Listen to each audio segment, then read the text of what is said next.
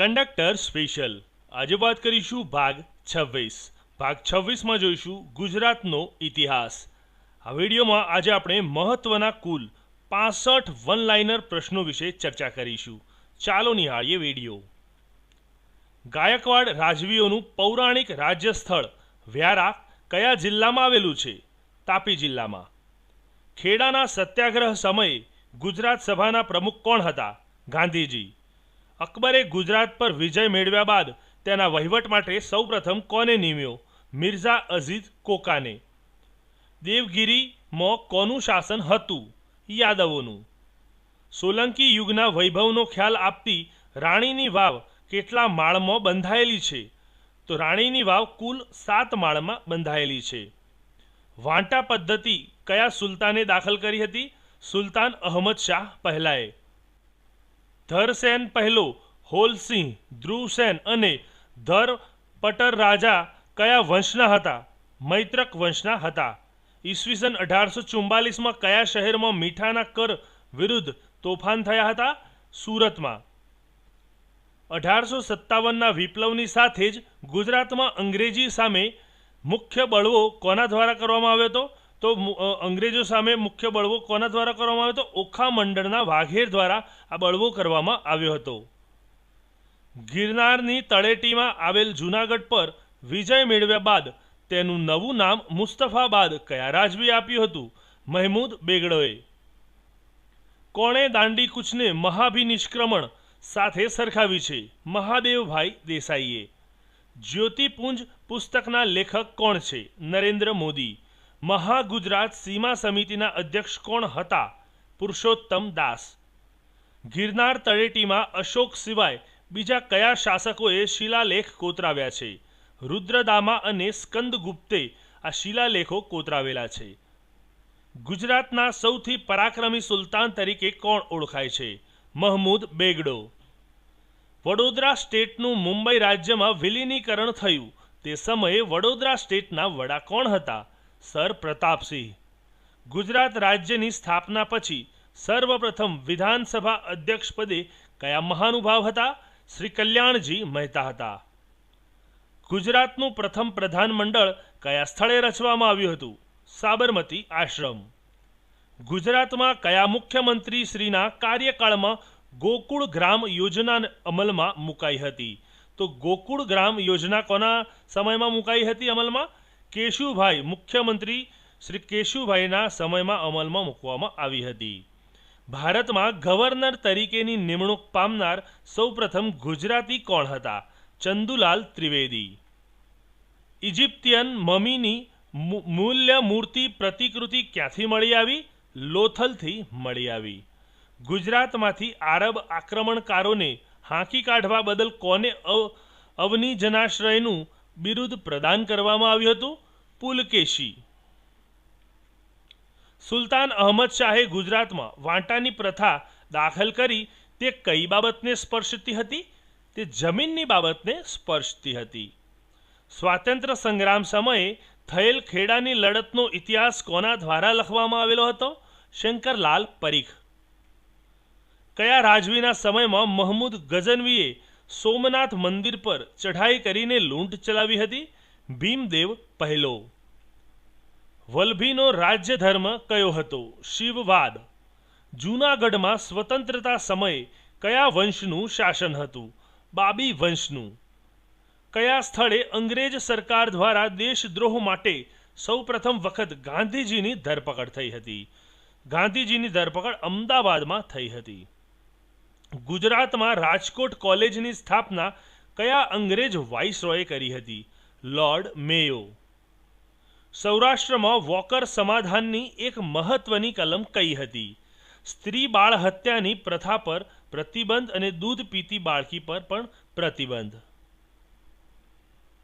ગુજરાત માટે ગુર્જર દેશ એ શબ્દ પ્રયોગ કયા શાસકના સમયમાં શરૂ થયેલો? મૂળરાજ પ્રથમના સમયમાં આ શબ્દ પ્રયોગ શરૂ થયેલો। મહાગુજરાત આંદોલનની આગેવાની કોણે લીધી હતી? ઇન્દુલાલ યાજ્ઞિકે। નવનિર્માણ આંદોલન કયા હેતુ માટે થયું હતું?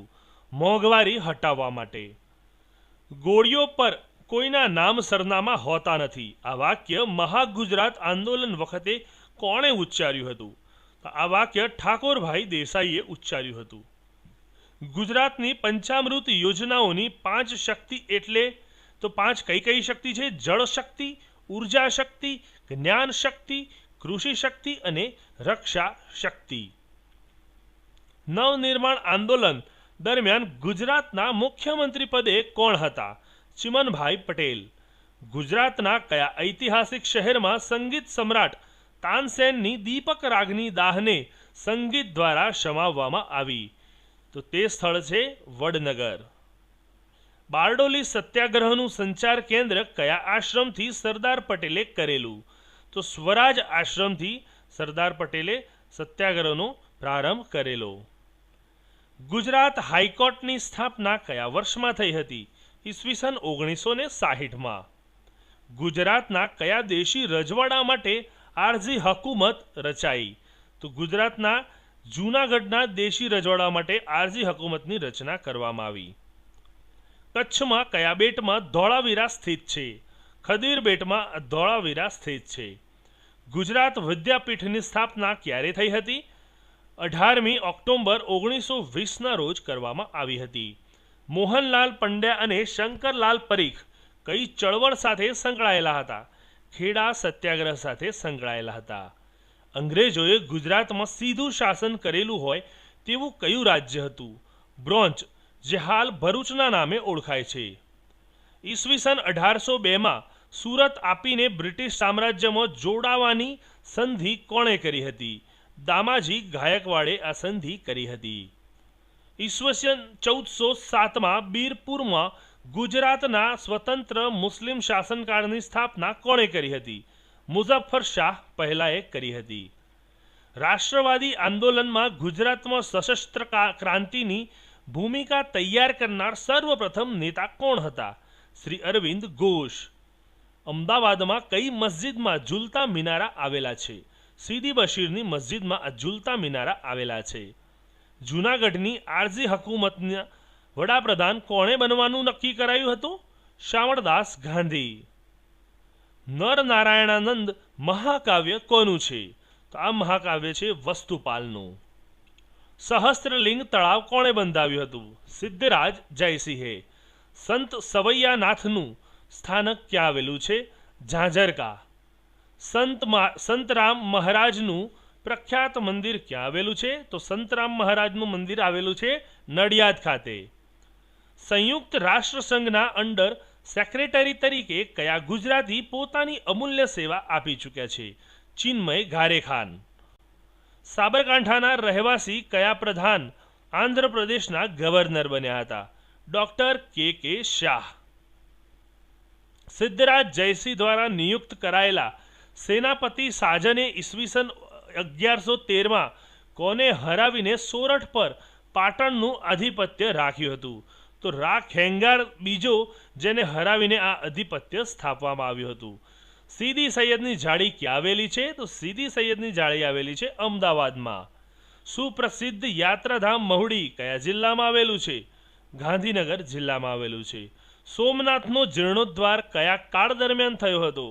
સોલંકી કાળ દરમિયાન. સોલંકી યુગ દરમિયાન ગુજરાતમાં કયો ધર્મ વિસ્તર્યો? સોલંકી યુગ દરમિયાન ગુજરાતમાં જૈન ધર્મનો વિકાસ થયો હતો. સ્વામી દયાનંદ સરસ્વતીનો જન્મ ક્યાં થયો હતો? ટંકારા, જિલ્લો રાજકોટ. હડપ્પીય સભ્યતાની સાઇટ ધોળાવીરા કઈ સાલમાં શોધાઈ હતી? ઈસવીસન 1967માં. હડપ્પીય સંસ્કૃતિએ દુનિયાને આપેલી 2 વિશેષ ભેટ જણાવો.